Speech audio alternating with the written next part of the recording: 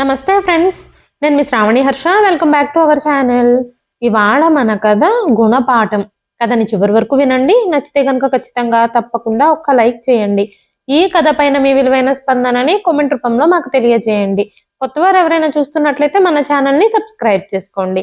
అంతేకాకుండా యూట్యూబ్లో కొత్తగా వస్తున్న హైప్ ఆప్షన్ని క్లిక్ చేసి హై పాయింట్స్ ఇవ్వడం మాత్రం అస్సలు మర్చిపోకండి. మీరు ఇచ్చే లైక్లు, షేర్లు, కామెంట్లు, ఇంకా ఈ హై పాయింట్స్ అనేవి మరెన్నో మంచి మంచి కథల్ని మీ ముందుకు తీసుకురావడానికి, మీకు చదివి వినిపించడానికి నాకు ఎంతగానో ప్రోత్సాహాన్ని ఇస్తాయండి. మరైతే ఇప్పుడు మనం కథలోకి వెళ్ళిపోదాము. చెల్లెలి నగలు, తల్లి డబ్బులు వాడుకొని ఇంటికి రావడం కూడా మానేసి, తల్లిని, చెల్లెల్ని, వాళ్ళ కష్టాలకి వాళ్ళని వదిలేసి తన బ్రతుకు తాను బ్రతకడం మొదలు పెట్టాడు కొడుకు. తనని వెతుక్కుంటూ వచ్చిన అమ్మని, చెల్లెలని ఎవరో తెలియనట్టుగా నటిస్తూ వాళ్ళని నడి రోడ్డులో నిలబెట్టి పని మనుషులు అంటూ అవమానించిన విలువలు లేని కొడుకుకి తల్లి ఎలాంటి గుణపాఠం చెప్పింది అనేది ఈ కథలో మనం వినొచ్చండి. శారదాదేవి గారు తన కొడుకుతో మాట్లాడాలని చాలాసేపటి నుంచి ప్రయత్నిస్తూ ఉన్నారు. కానీ కొడుకు నుంచి ఎలాంటి సమాధానమూ లేదు. ఎన్నిసార్లు ప్రయత్నించినా సరే సంజయ్ ఫోనే ఎత్తడం లేదు. ఎన్నిసార్లు ప్రయత్నించినా ఎవ్వరూ ఫోన్ ఎత్తకపోవడంతో విసిగిపోయిన శారదాదేవి గారు ఫోన్ కట్ చేసేసి శ్రావ్య, శ్రావ్య అంటూ కూతుర్ని పిలిచారు. మీ అన్నయ్య చాలా బిజీగా ఉండుంటాడు, అందుకే ఇన్నిసార్లు ఫోన్ చేసినా ఫోనే ఎత్తడం లేదు అంటూ శారదాదేవి గారు చిన్న గొంతుతో చెప్పినప్పుడు శ్రావ్య తన తల్లిని ఓదార్చడానికి, అమ్మా నువ్వు ఎందుకింత కంగారు పడిపోతున్నావు? అన్నయ్య ఫోన్ తీయలేదు అంటే తను ఏ పనిలో ఉన్నాడో ఏమిటో. ఏ కారణము లేకుండా నువ్వెందుకింత కలత చెందుతూ ఉన్నావు? నువ్వు మాటి మాటికి ఫోన్ చేసి ఫోన్ ఎత్తలేదు అని టెన్షన్ పడడమే కాకుండా అన్నయ్యను కూడా టెన్షన్ పెడుతున్నావు. నువ్వు ఇలా చేస్తే అన్నయ్యకి నీ మీద కోపం వస్తుంది. వాళ్ళు సిటీలో ఉంటున్నారు, ఉద్యోగం చేస్తున్నాడు, ఎన్ని పనులుంటాయి. ఇది అసలే ఆఫీస్ టైము. ఈ టైంలో నువ్వు ఫోన్ చేస్తే తను ఆఫీస్లో పనే చేస్తాడా, నీతో ఫోన్లోనే మాట్లాడతాడా అని శ్రావ్య అనగానే శారదాదేవి గారు కూడా, అవును శ్రావ్య, నువ్వు చెప్పిందంతా నిజమే. పాపం మీ అన్నయ్య సంజయ్ ఎంత పని చేస్తాడో, అతనికి సమయం ఎక్కడుంటుంది? ఈసారి నేను సంజయ్తో మాట్లాడినప్పుడు తనకి ఖాళీ సమయం దొరికినప్పుడు సంజయ్నే నాకు ఫోన్ చేయమని చెప్తాను. అప్పుడే నేను మాట్లాడతాను. నా వల్ల నా కొడుకుకి ఎలాంటి ఇబ్బంది ఉండకూడదు అన్నారావిడ. శ్రావ్య ఫోన్లో ఛార్జింగ్ అయిపోయి స్విచ్ ఆఫ్ అయిపోవడంతో ఫోన్ ఛార్జింగ్లో పెట్టేసింది శ్రావ్య. కాసేపటి తర్వాత పక్కింటి ఆవిడ వచ్చి, శ్రావ్య నీ ఫోన్ స్విచ్ ఆఫ్లో ఉందట, మీ అన్నయ్య ఫోన్ చేశాడు అంటూ శ్రావ్యకి ఫోన్ ఇచ్చింది. ఇదిగో ఫోన్ తీసుకో శ్రావ్య, మీ అన్నయ్య లైన్లో ఉన్నాడు అని చెప్పగానే శ్రావ్య ఫోన్ తీసుకుని చెవి దగ్గర పెట్టుకుంది. హలో అన్నయ్య అంటూ సంతోషంగా పిలవగానే అవతల నుంచి సంజయ్ చాలా కోపంగా, ఏంటి, ఏమైంది మీకు? ఎందుకు పదే పదే కాల్ చేస్తూ నన్ను ఇబ్బంది పెడుతున్నారు? మీకేమీ పని లేదు కాబట్టి అందరూ మీలాగే ఖాళీగా కూర్చున్నారని మీరు అనుకుంటున్నారా? నేను అసలే ఆఫీస్ పనిలో బిజీగా ఉన్నాను. ఒక ఇంపార్టెంట్ మీటింగ్ కోసం ప్రిపేర్ అవుతున్నాను. ఫోన్ ఎత్తకపోతే పదే పదే కాల్ చేసి నన్ను ఇబ్బంది పెడుతున్నారేమిటి మీరు అనగానే శ్రావ్య, అన్నయ్య నువ్వు నన్ను మాట్లాడనివ్వు. నువ్వు నాకు మాట్లాడడానికి అవకాశం ఇస్తేనే కదా నేను ఏదైనా చెప్పగలిగేది అంది. వెంటనే సంజయ్ కాసేపు మౌనంగా ఉన్నాడు. వెంటనే శ్రావ్య, నీతో నాకేమీ పని లేదన్నయ్య, నీ కోసం నేనేమీ ఫోన్ చేయలేదు. అమ్మ ఫోన్ చేసింది. అమ్మకు తెలియదు కదా, ఇంతకు ముందు తన కొడుకు ఇప్పుడు తన కొడుకు కాదని, పెద్దవాడైపోయాడని, ఆఫీస్లో మంచి పొజిషన్లో ఉన్నాడని, ఇప్పుడు సంజయ్ అంటే శారదాదేవి గారి కొడుకు కాదని తను నమ్మడానికి, అంగీకరించడానికి సిద్ధంగా లేదు అంటూ శ్రావ్య మాట్లాడుతూ ఉండగానే శారదాదేవి గారు వెనక నుంచి వచ్చి ఇదంతా విని ఏమీ మాట్లాడకుండా శ్రావ్యని చెంపదెబ్బ కొట్టారు. నీకు కొంచెం కూడా మర్యాద తెలియదా? అన్నయ్యతో మాట్లాడే పద్ధతి ఇదేనా నీ చదువు నీకు నేర్పిన సంస్కారం? ఇన్నాళ్ళు కష్టపడి నీకు చదువు చెప్పించాను, ఇలా మాట్లాడడానికేనా నీకు నేను అంత కష్టపడి చదువు చెప్పించింది? పెద్దంతరం చిన్నంతరం ఏమీ లేవా అంటూ కోపంగా శ్రావ్య చేతిలో నుంచి ఫోన్ లాక్కున్నారు శారదాదేవి గారు. శ్రావ్య ఏమీ మాట్లాడకుండా కన్నీళ్లతో మౌనంగా అక్కడి నుంచి వెళ్ళిపోయింది. శారదాదేవి గారు ఫోన్ తీసుకుని తన కొడుకు సంజయ్తో మాట్లాడడం మొదలుపెట్టారు. వెంటనే సంజయ్, అమ్మా ఎలా ఉన్నావు, ఏం చేస్తున్నావు అంటూ తన యోగక్షేమాలు కనుక్కొని, అమ్మా నువ్వు చేసింది చాలా కరెక్ట్, లేదంటే శ్రావ్య కొంచెం కూడా భయం భక్తి లేకుండా తయారవుతుంది. అన్నయ్య అన్న మర్యాద కూడా లేకుండా నాతో ఎలా మాట్లాడుతుందో నువ్వే చూసావు కదా. నువ్వు బానే ఉన్నావు కదా అమ్మా. అమ్మా నీతో నేను ఒక విషయం చెప్పాలి. నాకు కొంచెం డబ్బులు కావాలమ్మా. అదేంటంటే కొద్ది రోజుల క్రితమే నా ఆఫీస్లో కొత్త ప్రాజెక్ట్ స్టార్ట్ అయ్యింది. అందుకే నేను చాలా బిజీగా ఉన్నాను. అందువల్లే నేను నీకు ఫోన్ కూడా చేయలేకపోయాను. మీ కోడలు సంధ్య కూడా హఠాత్తుగా అనారోగ్యానికి గురయ్యింది. కొత్త ఇల్లు కూడా కడుతున్నాను కదా, అందుకే నా అకౌంట్లో ఉండే డబ్బంతా పూర్తిగా అయిపోయింది. నీకు వీలైతే ఊర్లో ఎవరినైనా అడిగి నాకు కాస్త డబ్బు ఏర్పాటు చేస్తావా? మిగతాదంతా నేను చూసుకుంటాను. ఒక్కసారి నా ఆఫీస్ ప్రాజెక్టు పూర్తయిపోయి సిటీలో మనం కడుతున్న ఇల్లు కంప్లీట్ అయిపోతే ఆ తర్వాత నిన్ను శ్రావ్యని ఊరు నుంచి సిటీకే తీసుకొచ్చేస్తాను. మనందరం కలిసి ఇక్కడే ఉండొచ్చు. నాకిప్పుడు మాత్రం డబ్బుకి చాలా ఇబ్బందిగా ఉందమ్మా. ఇల్లు కూడా కడుతున్నాను కదా, ఇల్లు కట్టడానికి చాలా డబ్బులు కావాల్సి వస్తుంది కదా అంటూ సంజయ్ శారదాదేవి గారిని అడిగినప్పుడు, శారదాదేవి గారు, బాధపడకు బాబు, నేను ఏదో ఒకటి ఆలోచిస్తాను. అయినా నీకు ఇప్పుడు ఎంత డబ్బు కావాలి, ఎన్ని రోజుల్లో కావాలి? నేనేం చెప్పాలనుకుంటున్నాను అంటే, ఇప్పుడు నా దగ్గర ఈ ఇల్లు తప్ప వేరే ఏమీ లేదు. శ్రావ్య పెళ్లి కోసం చేయించిన నగలు కూడా పోయినసారి నీకే ఇచ్చేశాను కదా, వాటన్నింటినీ నువ్వే తాకట్టు పెట్టుకుని డబ్బులు తీసుకున్నావు కదా, శ్రావ్యకి పెళ్లి కుదిరితే విడిపించిస్తానన్నావు కదా అని శారదాదేవి గారు అన్నప్పుడు, అమ్మా సంధ్యకు ఒంట్లో అస్సలు బాగోలేదు, తనకి ట్రీట్మెంట్ చేయించడం కోసం చాలా డబ్బులు అవసరం అనగానే శారదాదేవి గారు, నువ్వు ఎప్పటి నుంచో చెబుతున్నావు సంజయ్, తొందరలోనే నేను డబ్బులు తిరిగిచ్చేస్తాను, శ్రావ్య నగలు కూడా విడిపించిస్తాను అని.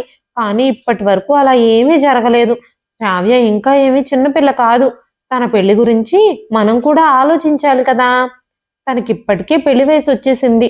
అందుకే తన పెళ్లి కోసం నేను కొన్ని నగలు చేయించాను. ఆ నగలన్నీ నువ్వే నీ అవసరానికి ఉపయోగించుకున్నావు కదా. తన పెళ్లి గురించి కూడా మనం ఆలోచించాల్సిన సమయం వచ్చింది కదా. తన పెళ్లి కోసం నేను ఇప్పటికే చాలా ఏర్పాట్లు చేస్తున్నాను. నువ్వు ఆ నగలన్నింటినీ వీలైనంత తొందరలోనే విడిపించు సంజయ్ అని శారదాదేవి గారు చెప్పగానే, సంజయ్, అమ్మా నువ్వేం మాట్లాడుతున్నావు? నేను నీ కొడుకుని, నువ్వేమీ బాధపడొద్దు. ఇంట్లో అన్ని అవసరతల్ని నేను చూసుకుంటాను. ఇంటి పని ఒక్కసారి పూర్తవనివ్వు, ఆ తరువాత నేనేం చేస్తానో చూడు, మిమ్మల్ని ఇద్దరిని ఎలా చూసుకుంటానో చూడు. ముందుగా నేను శ్రావ్య నగలన్నింటినీ తీసుకొచ్చేసి ఇచ్చేస్తాను. ఆ తర్వాత ఊర్లో నువ్వు చేసిన అప్పులన్నింటినీ తీర్చేస్తాను. నా మీద నీకు నమ్మకం లేదా అమ్మా? నువ్వు నన్ను నమ్మడం లేదా అని సంజయ్ అనగానే వెంటనే శారదాదేవి గారు మాట్లాడుతూ, సరే సంజయ్, నీకు ఎంత డబ్బు కావాలో చెప్పు, నేను ఎవరినైనా అడిగి అప్పు తీసుకుంటాను అంటూ చెప్పారు.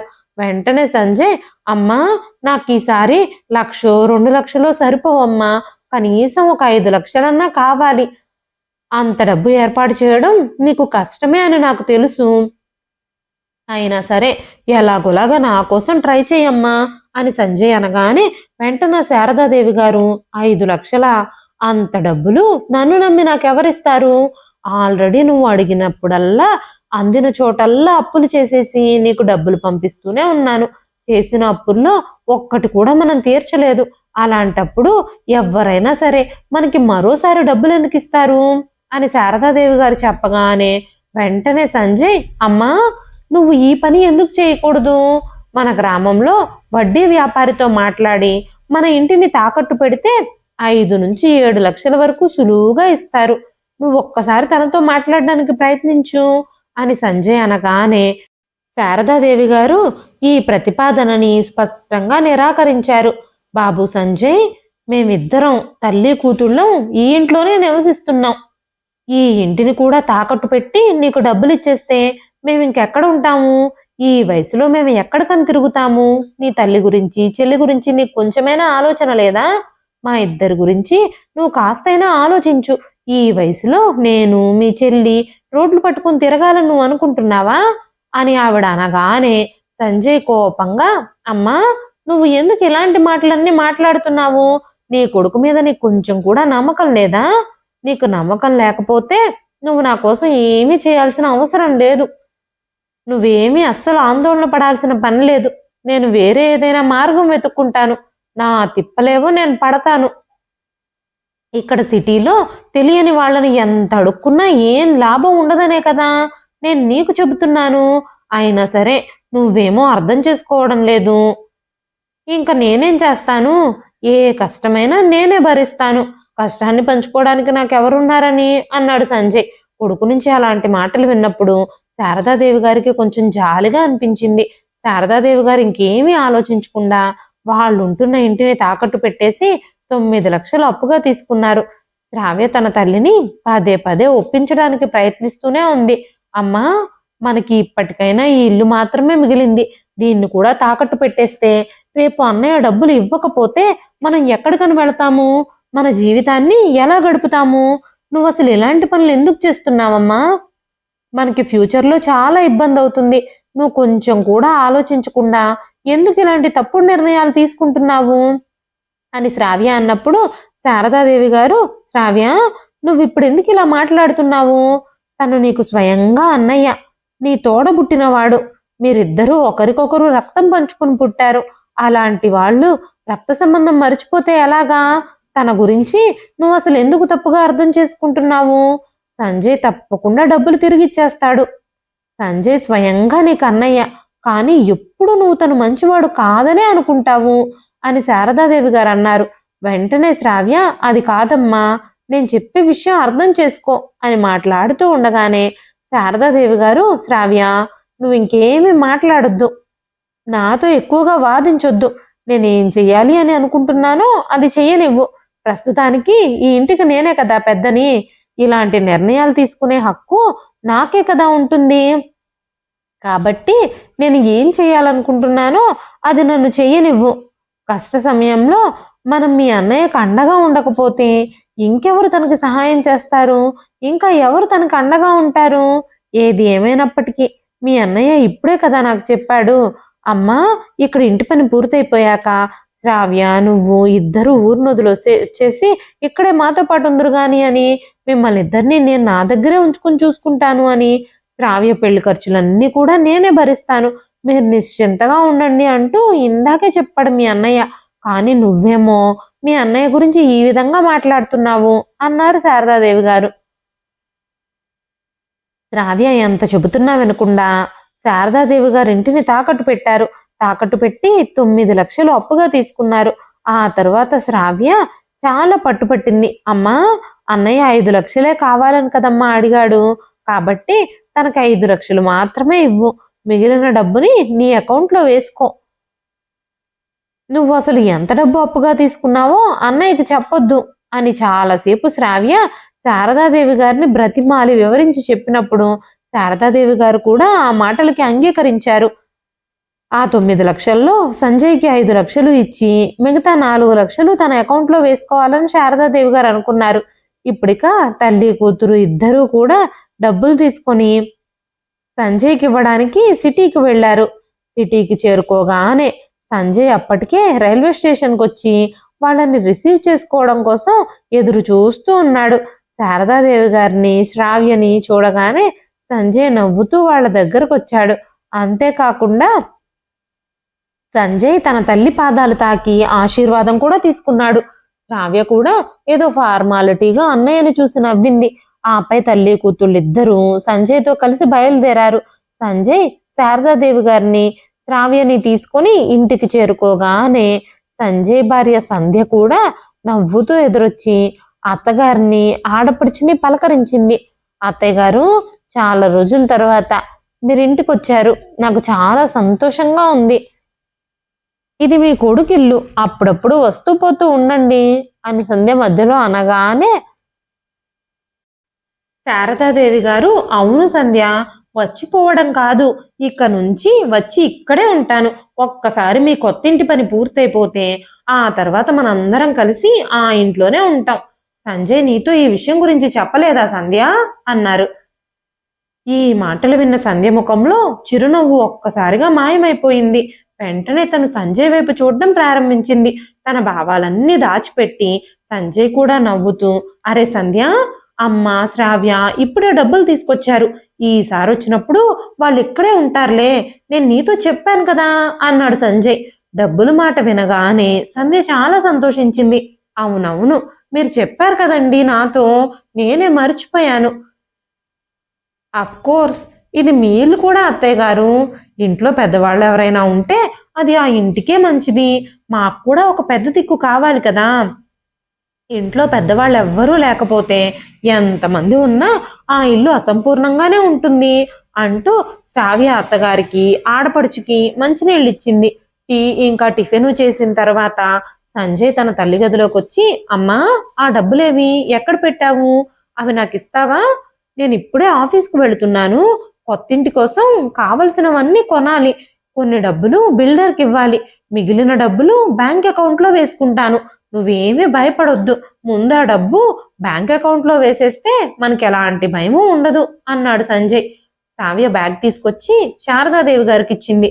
శారదాదేవి గారు బ్యాగ్లో నుంచి 5 లక్షలు ఉన్న ప్యాకెట్ తీశారు. ఆ డబ్బులు చూసి సంజయ్ ఇంకా సంధ్య ఇద్దరూ చాలా సంతోషించారు. అప్పుడు వెంటనే సంజయ్, అమ్మా మిగిలిన డబ్బులు ఎక్కడున్నాయి అన్నాడు.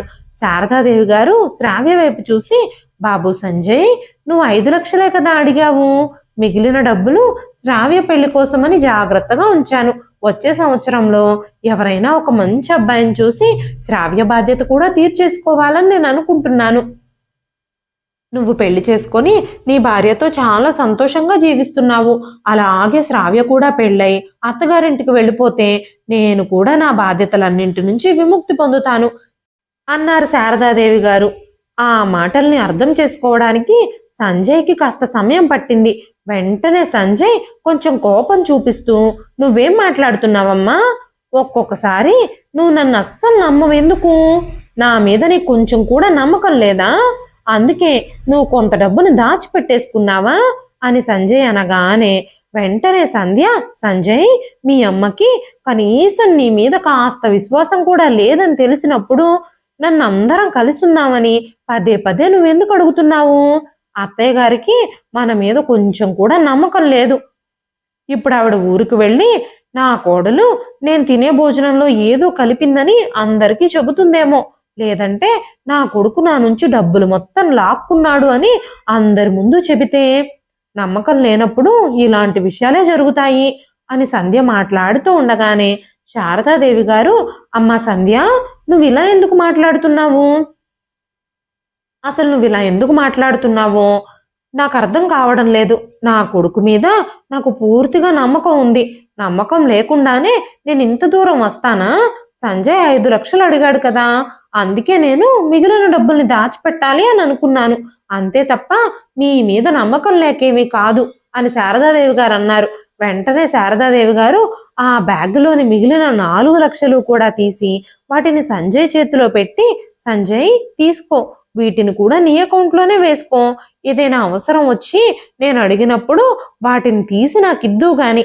రేపు నీ చెల్లెలకి పెళ్లి కుదిరితే ఆ పెళ్లిని ఎలా జరిపించాలో, ఏర్పాట్లన్నీ ఎలా చేయాలో నీకు తెలియదా ఏమిటి అని శారదాదేవి గారు చెప్పగానే సంజయ్ ఆ డబ్బులు పట్టుకుని, అమ్మా ఇది నీ డబ్బులు మాత్రమే, నేను దాన్ని జాగ్రత్తగా ఉంచుతాను. చెల్లి పెళ్లి కోసం అన్నావు కాబట్టి నేను ఈ డబ్బుల్ని అస్సలు ఖర్చు పెట్టుకోను. సరే, ప్రయాణం చేసి అలసిపోయారు, మీరు ఇక విశ్రాంతి తీసుకోండి, నేను ఈ డబ్బులన్నీ బ్యాంక్ అకౌంట్లో వేసేసి వస్తాను అని చెప్పి సంజయ్ అక్కడి నుంచి వెళ్ళిపోయాడు. సంధ్య కూడా సంజయ్ వెనకాలే వెళ్ళిపోయింది. ఇద్దరూ వెళ్ళిపోయిన తర్వాత శ్రావ్య తన తల్లితో, అమ్మా ఎందుకు ఇలా చేశావు? ఏం జరిగినా సరే ఆ డబ్బులు నీ దగ్గరే ఉంచుకుంటానని ఇంతకు ముందే కదా నువ్వు నాకు చెప్పావు. ఇంటి నుంచి బయలుదేరేటప్పుడు నేను నీకు ఎన్నిసార్లు చెప్పాను? నువ్వు ఆ డబ్బులు కూడా అన్నయ్యకే ఇచ్చేశావు అనగానే శారదాదేవి గారు, నువ్వేం మాట్లాడుతున్నావు శ్రావ్య? తను నీ అన్నయ్య. ఎప్పుడు మన కోసం తను మన తోడుగా ఉంటాడు. తన గురించి నువ్వు తప్పుగా ఆలోచించొద్దు అంటూ శారదాదేవి గారు శ్రావ్యని చాలా తిట్టారు, చివాట్లు కూడా పెట్టారు. శ్రావ్య నిశ్శబ్దంగా ఏమీ మాట్లాడకుండా గదిలోంచి బయటకు వెళ్ళిపోయింది. కొన్ని గంటల తర్వాత సంజయ్ ఇంకా సంధ్య బయట నుంచి తిరిగి వచ్చారు. రాత్రికి అందరూ డిన్నర్ చేసిన తర్వాత అందరూ తమ తమ గదుల్లో పడుకున్నారు. ఇంతలో సంధ్య అత్తగారి గదిలోకి వచ్చి కూర్చుంది. అత్తగారితో మాట్లాడుతూ ఉండగానే, అత్తయ్య గారు, మీరిద్దరూ రేపు ఊరికి బయలుదేరుతున్నారు అని సంజయ్ చెప్పాడు. ఇంత తొందరగా బయలుదేరుతున్నారు అంటే నాకు కొంచెం బాధగానే ఉంది. అయినా పర్వాలేదులే, మీకు ఊర్లో ఎన్ని పనులుంటాయి. పర్వాలేదులే, మీరు ఇక్కడే ఉంటే ఊర్లో ఉన్న పనులన్నింటినీ ఎవరు చూసుకుంటారు? ఎలాగో మా ఇల్లు కట్టడం పూర్తయిపోయిన తర్వాత మీరిద్దరూ పర్మనెంట్గా ఇక్కడికే వచ్చేస్తారు కదా అంటూ సంధ్య చాలా తెలివిగా మాట్లాడుతుంది. శారదాదేవి గారు, శ్రావ్య 4-5 రోజులు అక్కడ ఉండాలన్న ఆలోచనతోనే అక్కడికి వచ్చారు. కానీ కోడలి మాటలు విన్న తర్వాత, కోడలు చెప్పేది కూడా నిజమే, నేను ఇక్కడే ఉండిపోతే ఊళ్ళో పనులన్నీ ఎవరు చూసుకుంటారు అని ఆలోచించడం మొదలుపెట్టింది ఆవిడ. వెంటనే శారదాదేవి గారు, అవును సంధ్య, నాకు ఊర్లో చాలా పనుంది కాబట్టి నేను వెంటనే వెళ్ళిపోవాలి. ఈసారి వచ్చినప్పుడు మాత్రం నేను ఖచ్చితంగా ఉంటాను అన్నారు. సంధ్య చాలా ప్రేమని వలకబోస్తూ, మీ ఇష్టం అత్తయ్య గారు, ఇది మీ ఇల్లు, మీరు ఎప్పుడైనా రావచ్చు, ఎప్పుడైనా వెళ్ళొచ్చు, ఇక్కడ ఈ ఇంట్లో మీకు పూర్తిగా స్వేచ్ఛ ఉంది అంటూ అత్తగారి పాదాలను తాకి అక్కడి నుంచి వెళ్ళిపోయింది. మరుసటి రోజు ఉదయమే శ్రావ్యని, శారదాదేవి గారిని ట్రైన్ ఎక్కించొచ్చాడు సంజయ్. సమయం నెమ్మదిగా గడిచిపోతూ వస్తుంది. చాలా నెలలు గడిచాయి. శారదాదేవి గారు కొడుక్కి ఎప్పుడు ఫోన్ చేసినా సరే సంజయ్ ఫోనే ఎత్తడు. సంజయ్ పొరపాటున ఫోన్ లిఫ్ట్ చేసినా అతను ఏదో ఒక సాకు చెప్పి బిజీగా ఉన్నాడు అంటూ 2-3 మాటలు మాట్లాడి ఫోన్ కట్ చేసేసేవాడు. పదే ఫోన్ చేస్తున్నా సరే నేను మీటింగ్లో బిజీగా ఉన్నానని, ఒక్కోసారి డ్రైవింగ్లో ఉన్నాను అని, మళ్ళీ తిరిగి కాసేపట్లో ఫోన్ చేస్తాను అంటూ చెప్పేవాడు. కానీ ఎంతసేపటికి తిరిగి ఫోనే చేసేవాడు కాదు. అప్పుడప్పుడు సంధ్య ఫోన్ ఎత్తి, ఇప్పుడే ఆయన స్నానం చేస్తున్నారు, బయటకు రాగానే తిరిగి చేపిస్తాను అని చెప్పేది. అప్పుడప్పుడు ఆయన వాకింగ్కి వెళ్లారు, రాగానే చేయిస్తాను అంటూ చెప్పి తప్పించుకుంటూ ఉండేది. అలా సాకులతోనే చాలా నెలలు గడిచిపోయాయి. మెల్లమెల్లగా వడ్డీ వ్యాపారి డబ్బులు అడగడానికి, వడ్డీ డబ్బులైనా కట్టమని అడగడానికి ఇంటికి రావడం ప్రారంభించాడు. శారదాదేవి గారి దగ్గర ఆ బాకీ తీర్చగలిగినంత డబ్బులేమీ లేవు. పైగా ఆవిడకు అప్పిచ్చిన వ్యక్తి ఆవిడ మాటలు వినడానికి సిద్ధంగా కూడా లేడు. శారదాదేవి గారికి వేరే మార్గం లేక ఆమె నేరుగా సంజయ్ని కలవాలని శ్రావ్యని వెంటబెట్టుకుని సిటీకి బయలుదేరింది. స్టేషన్లో దిగిన తర్వాత కొడుకు తీసుకెళ్లిన అడ్రస్ గుర్తుపెట్టుకొని అక్కడికి చేరుకొని ఆ తలుపు కొట్టినప్పుడు వేరే ఎవరో తలుపు తెరిచారు. మొదటగా శ్రావ్య ఇంకా శారదాదేవి గారు తమ కొడుకింట్లో ఎవరో కొత్త వ్యక్తులు ఉండడం చూసి ఆశ్చర్యపోయారు. ఆపై నెమ్మదిగా వాళ్ళని విచారించినప్పుడు వాళ్ళు ఇక్కడ అద్దెకి నివసిస్తున్నారని, వారికంటే ముందుగా ఇక్కడ నివసించిన వారు ఇప్పుడు ఆ ఇల్లు ఖాళీ చేసి వెళ్ళిపోయారు అని తెలిసింది. కానీ వాళ్ళు ఎక్కడికి వెళ్ళారు, ఏ అడ్రస్లో ఉంటున్నారో వాళ్ళకి కూడా తెలియదు అని చెప్పారు. శ్రావ్య ఇంకా శారదాదేవి గారు సంజయ్ని కలవడానికి సిటీకి వచ్చారు. సంజయ్ తప్ప వాళ్ళకి మరెవ్వరూ తెలియదు. పాపం, 2 ఆడవాళ్ళు ఏమీ తెలియని ప్రదేశంలో ఎక్కడికని వెళతారు? తమ కొడుకు కోసం ఎదురు చూడడానికి ఆ ఇంటి బయటే కూర్చున్నారు. బహుశా ఏదైనా పని మీద తమ కొడుకు అక్కడికి వస్తాడేమోనని శారదాదేవి గారు ఆశగా ఎదురు చూడడం ప్రారంభించారు. శ్రావ్య కూడా చుట్టుపక్కల ఇళ్ల వాళ్ళ దగ్గరకు వెళ్ళి తన అన్నయ్య వదినల కొత్త ఇల్లు అడ్రస్ ఎవరికైనా తెలుస్తుందేమోనన్న ఆశతో అందరిళ్లలోనూ అడుగుతూ ఉంది శ్రావ్య. అప్పుడే అకస్మాత్తుగా ఆ అడ్రస్కి సంజయ్ పేరు మీద ఒక పార్సిల్ వచ్చింది. పోస్ట్ మ్యాన్ ఆ పార్సిల్ తీసుకుని లోపలికి వెళ్ళిన వెంటనే ఇది సంజయ్ అడ్రస్ కాదు అని తెలిసింది. అతను ఇప్పుడు వేరే చోట నివసిస్తున్నాడు అని ఆ ఇంట్లో ఉన్న వాళ్ళు చెప్పినప్పుడు ఆ పోస్ట్ మ్యాన్ ఆ పార్సిల్ పై ఉన్న నెంబర్కి కాల్ చేశాడు. అప్పుడే సంజయ్ ఫోన్ ఎత్తాడు. సార్, మీరు ఇప్పుడు ఎక్కడుంటున్నారు? మీ కొత్త అడ్రస్ ఏంటో చెప్తే నేను ఈ పార్సిల్ని అక్కడికే తీసుకొచ్చి డెలివరీ చేస్తాను. నేను మీ పాతింటి అడ్రస్కి వచ్చాను, ఇక్కడ మీరు లేరు అంటూ పోస్ట్ మ్యాన్ సంజయ్తో మాట్లాడుతూ ఉన్నాడు. అప్పుడు శ్రావ్య పోస్ట్ మ్యాన్ దగ్గరకు వచ్చి, బ్రదర్, మీరెవరితో మాట్లాడుతున్నారు? మా అన్నయ్య సంజయ్తోనే మాట్లాడుతున్నారా? మీరిప్పుడు కాల్ చేసిన సంజయ్ స్వయంగా మా అన్నయ్య, నేను అతని చెల్లెల్ని, తనేమో మా అమ్మ. మేమిద్దరం మా అన్నయ్యని సర్ప్రైజ్ చేద్దామని చెప్పా పెట్టకుండా ఇక్కడికి వచ్చేసాము. మా ఫోన్ దారిలో ఎక్కడో పడిపోయింది. ఇక్కడికి వచ్చాక మా అన్నయ్య వాళ్ళు ఈ ఇల్లు ఖాళీ చేసేసి వేరే ఇంటికి వెళ్ళిపోయారు అన్న విషయం తెలిసింది. మీరిప్పుడు ఎలాగూ మా అన్నయ్యకి పార్సిల్ ఇవ్వడానికి కొత్త అడ్రస్కి వెళుతున్నారు కదా, మీతో పాటు మమ్మల్ని కూడా ఆ కొత్త అడ్రస్ దగ్గరికి తీసుకెళ్తే మీరు మాకు చాలా ఉపకారం చేసిన వాళ్ళు అవుతారు.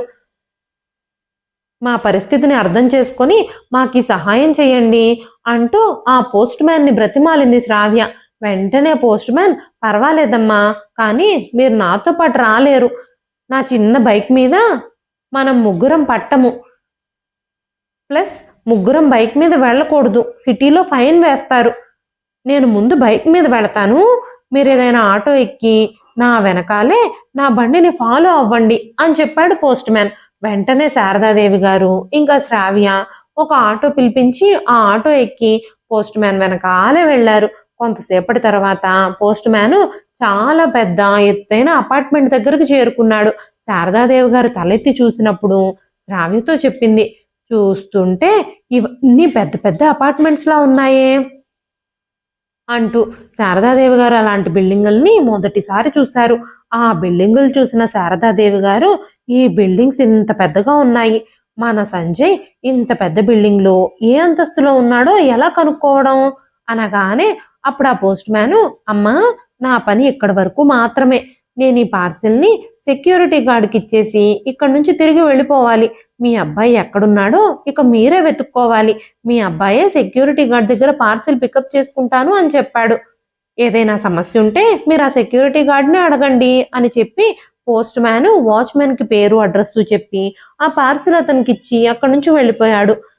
ఇక శ్రావ్య ఇంకా శారదాదేవి గారు ఇద్దరు ఆ కమ్యూనిటీ బయటే నిలబడి సంజయ్ కోసం ఎదురు చూస్తూ ఉన్నారు. ఉదయం నుంచే ఎదురు చూస్తూ ఉన్నారు వాళ్ళు. మధ్యాహ్నం అయ్యింది. శ్రావ్య చాలాసార్లు సెక్యూరిటీ గార్డుతో సంజయ్ పేరు చెప్పి, సంజయ్ మా అన్నయ్య, మీ చెల్లి, మీ అమ్మ ఊరు నుంచి మిమ్మల్ని కలవడానికి వచ్చారని మా అన్నయ్యకు ఒక్కసారి ఫోన్ చేసి చెప్తారా అని చాలాసార్లు అడిగింది.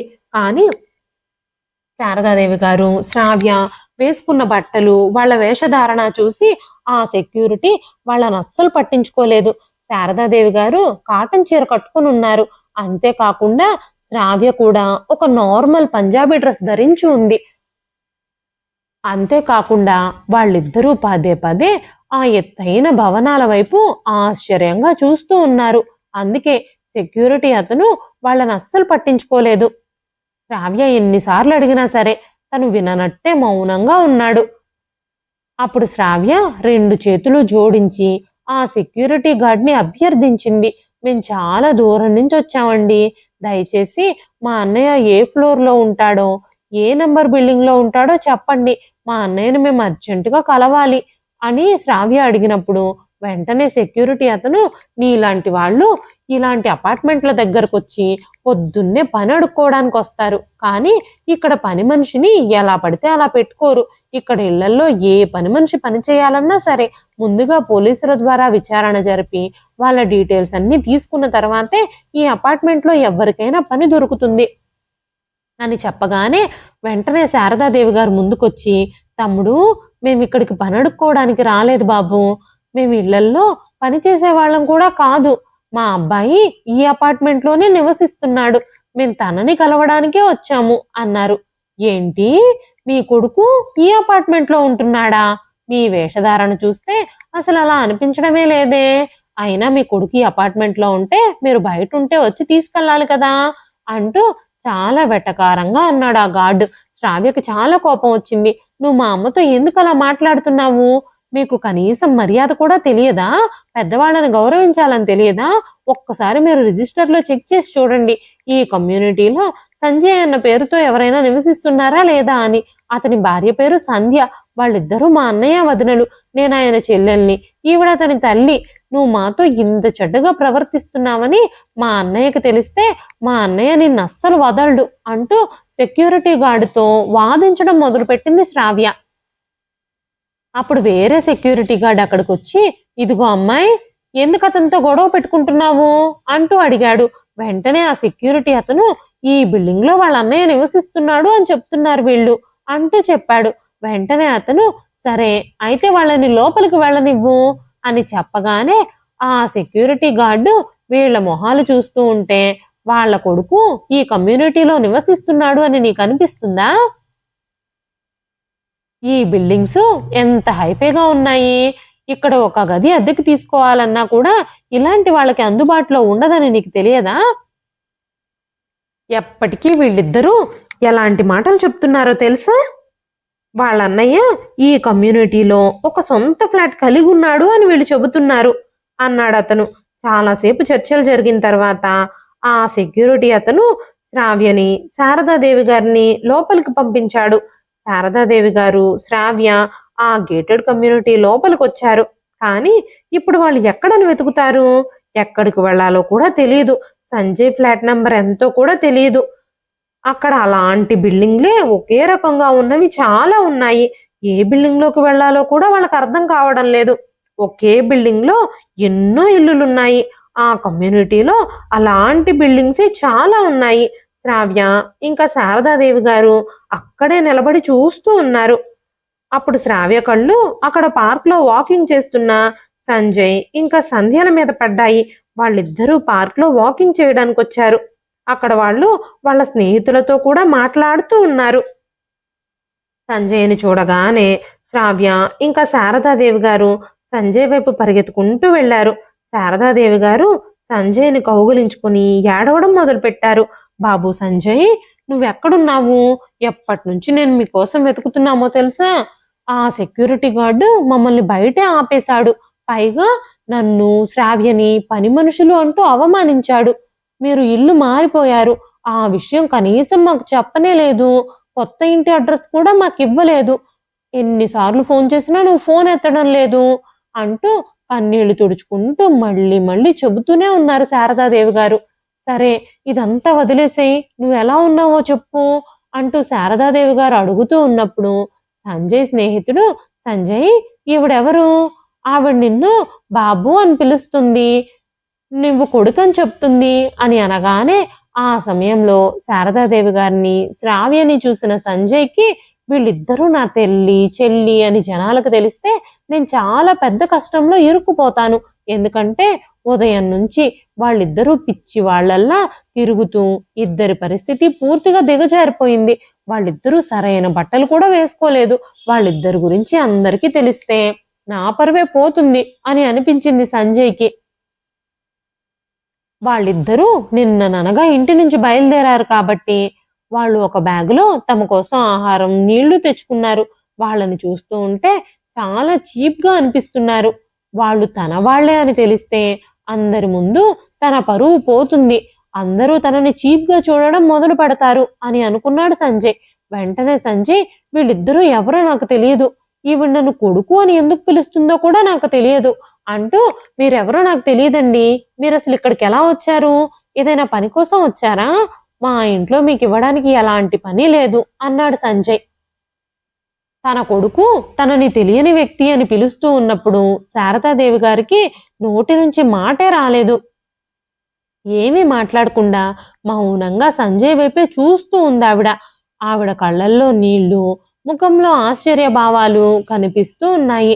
అన్నింటికంటే ముందుగా కన్న కొడుకు తన తల్లిని గుర్తించడానికి ఎలా నిరాకరిస్తాడు? కన్న తల్లిని తల్లి అని చెప్పుకోవడానికి ఎలా సిగ్గుపడతాడు? ఈ విషయాలన్నింటి గురించి ఆలోచిస్తూ ఆవిడ కన్నీళ్లు పెట్టుకుంది. అయితే కన్న తల్లి కన్నీళ్లు చూసి కూడా సంజయ్ కరగలేదు. అప్పుడు శ్రావ్య ముందుకొచ్చి తన తల్లి కన్నీళ్లు తుడిచి, అన్నయ్య, నువ్వు మీ ఫ్రెండ్తో ఏం చెప్పావు? మేమెవరో నీకు తెలియదా? అమ్మా చూడు, నీకు ఎలాంటి కొడుకు పుట్టాడో.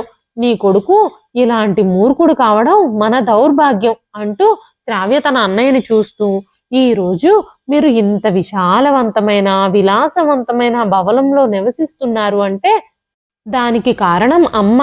ఎవరి ప్రేమని ఎవరి నమ్మకాన్ని అయితే వంచి మీరు ఈ లగ్జరీస్ అన్ని పొందారో, మిమ్మల్ని పెంచి పోషించి ఈ స్థితికి ఎవరైతే తీసుకొచ్చారో ఆవిడ లేకుంటే ఈ రోజు నువ్వు ఇక్కడ నిలబడి ఉండేవాడివే కాదు. ఈ రోజు కన్న తల్లిని సొంత చెల్లిని గుర్తించలేని పరిస్థితుల్లో నువ్వు ఉన్నావు. నిన్ను చూస్తూ ఉంటే మాకే సిగ్గుగా ఉంది అంది శ్రావ్య. ఆ మాటలు విన్న సంజయ్ కోపంతో శ్రావ్య చంప మీద గట్టిగా కొట్టి, నేనెవరో నువ్వు చెప్తున్నావా? నా ముందు నిలబడే అర్హత కూడా నీకు లేదు. పైసాకి పనికిరాని మీరు నాకు జ్ఞానబోధ చేస్తున్నారా? అసలు మీరెవరో నాకు తెలియనే తెలీదు అని సంజయ్ అనగానే శారదాదేవి గారు ముందుకొచ్చి ఏమీ మాట్లాడకుండా సంజయ్ చెంప మీద లాగి పెట్టి కొట్టారు. దీని తర్వాత సంజయ్ ఏదో చెప్పడానికి ప్రయత్నించినప్పుడు అతని మరో చెంప మీద కూడా బలమైన చెంపదెబ్బ పడింది. నీ చెల్లెలిపై చేయెత్తడానికి నీకు సిగ్గుగా అనిపించడం లేదా? నువ్వు తన నగలు అమ్మేశావని శ్రావ్య నాతో చెప్పిన రోజే నిన్ను చెంపదెబ్బ కొట్టుండుంటే బాగుండేది. కానీ ఆ రోజు నేను శ్రావ్య మాటలు అస్సలు వినలేదు. శ్రావ్య చెప్పిందంతా నిజమేనని ఇప్పుడిప్పుడే నాకు అర్థం అవుతుంది. కూతురు మాటలు వినకుండా కొడుకుపై ఉన్న ప్రేమతో నా కళ్ళు మూసుకుపోయాయి. నేను ఈ విషయాన్ని శ్రావ్య నాకు పదే పదే చెబుతూనే ఉంది. నీ దగ్గర కొంత డబ్బు ఉంచుకో అమ్మా. ఈ కాలంలో ప్రజలు డబ్బు మీద ఆకలితో ఉంటారు తప్ప ప్రేమ, అభిమానం, ఆప్యాయతలు ఇలాంటివి ఎవ్వరికీ ఉండవు అని శ్రావ్య నాతోనే చెబుతూ ఉంది. నగలన్నీ అన్నయ్యకి ఇవ్వద్దు అని. కానీ ఈ విలువలేని వ్యక్తిని నమ్మి నేను శ్రావ్య పెళ్లి కోసం చేయించిన నగలన్నీ ఇచ్చాను. నువ్వు ముష్టివాడిలాగా నన్ను 5 లక్షలు అడుగుతున్నప్పుడు కూడా శ్రావ్య నాతో చెప్పింది కొంత డబ్బు నీ దగ్గర ఉంచుకో అమ్మా అని. నువ్వు అపార్థం చేసుకుంటున్నావు. నువ్వు అనుకున్నంత మంచివాళ్ళు కాదు నీ కొడుకు కోడలు. అమ్మ ప్రేమని పక్కన పెట్టి నిజమేమిటో ఆలోచించు అని పదే పదే శ్రావ్య నాతో చెబుతూనే ఉంది. ఆ రోజే నేను మీ బుద్ధులేమిటో తెలుసుకోవడానికి ప్రయత్నించుండుంటే ఈ రోజు మీ ముందు నేను ఖాళీ చేతులతో నిలబడి ఉండేదాన్నే కాదు అని శారదాదేవి గారు అనగానే సంజయ్ కోపంతో, నువ్వు మాకు డబ్బులిచ్చి మాకే ఉపకారము చేయలేదు. అది నీ డ్యూటీ. ఎందుకంటే నేను నీ కొడుకుకి కావలసినవన్నీ ఇవ్వడం కన్నతల్లి బాధ్యతే కదా. ఆ ఆస్తి మీద నాకు హక్కు ఉంది. నేను అడగకుండా నీ అంతట నువ్వు నీ కొడుకు కోసం ఏదైనా చేసే మనసు నీకు లేదు. అందుకే నేనే అడిగి అన్నీ తీసుకున్నాను. తల్లిదండ్రులు పిల్లల కోసం ఇవన్నీ చేస్తారు. వాటి గురించి గొప్పగా చెప్పుకోవాల్సిన అవసరం లేదు అనగానే శారదాదేవి గారు కోపంగా, ఇప్పుడు తల్లిదండ్రులు పిల్లల కోసం ఏం చేస్తారో నువ్వు చెప్పావు, కానీ పిల్లలు తల్లిదండ్రుల కోసం ఏమేం చేయాలో నీకు తెలియదా? కొడుకుగా నీ బాధ్యతలు ఏమిటో నీకు గుర్తులేవా? ఆస్తులు, హక్కులు అంటున్నావు. తల్లిదండ్రుల బాధ్యత మాత్రం నీకు లేదా అంటూ శారదాదేవి గారు కోపంగా, ఇన్ని రోజులు నువ్వు నా ప్రేమనే చూశావు. నీలాంటి పనికి మాలిన వాణ్ణి నేను నేల నుంచి ఆకాశానికి ఎక్కించగలిగితే అదే నేను ఆకాశం నుంచి నేలకు కూడా దించగలను అన్న విషయాన్ని నువ్వు గుర్తించుకో. ఈ రోజు నువ్వు నా కోపాన్ని కూడా చూస్తావు అన్నారు శారదాదేవి గారు. శారదాదేవి గారు తన తల్లి అన్న విషయం సంజయ్ నోటి నుంచి విన్న కమ్యూనిటీలో జనాలందరూ అక్కడికి చేరుకున్నారు. వెంటనే శ్రావ్య పోలీసులకు ఫోన్ చేసింది. ఆ కమ్యూనిటీలో వాళ్ళందరూ సంజయ్ గురించి చెడుగా మాట్లాడుకోవడం మొదలుపెట్టారు. ఎంత విలువలేని కొడుకు, అలాంటి పిల్లలు పుట్టిన వెంటనే చచ్చిపోతేనే మంచిది. కనీసం తల్లిదండ్రులకి ఇలాంటి రోజు చూడాల్సిన అవసరం వచ్చేది కాదు అంటూ ఆ గుంపులో ఉన్న ఒక 50 ఏళ్ల వ్యక్తి సంజయ్పై చెప్పు విసిరాడు. అప్పుడే ఆ గుంపులోని మిగిలిన వాళ్ళందరూ కూడా సంజయ్ ఇంకా సంధ్యల మీద చెప్పుల వర్షం కురిపించారు. ఈలోగా పోలీసులు అక్కడికి చేరుకుని వాళ్ళని అరెస్ట్ చేసి తీసుకెళ్లారు. శ్రావ్యకి ముందు నుంచి సంజయ్ మీద అనుమానం ఉండడంతో శారదాదేవి గారు సంజయ్కి నగలిస్తున్నప్పుడు, డబ్బులిస్తున్నప్పుడు శ్రావ్య తన ఫోన్లో ఎవ్వరికీ తెలియకుండా వీడియోలు తీసింది. అవన్నీ సాక్ష్యాధారాలని పోలీసులకు చూపించినప్పుడు సంజయ్కి వేరే మార్గం లేకపోవడంతో అతడు తన తల్లి దగ్గర తీసుకున్న డబ్బులు తిరిగి ఇవ్వలేక ఆ కమ్యూనిటీలో ఉన్న తన ఫ్లాట్ని చట్టబద్ధంగా తన తల్లి పేరు మీదకి ట్రాన్స్ఫర్ చేశాడు.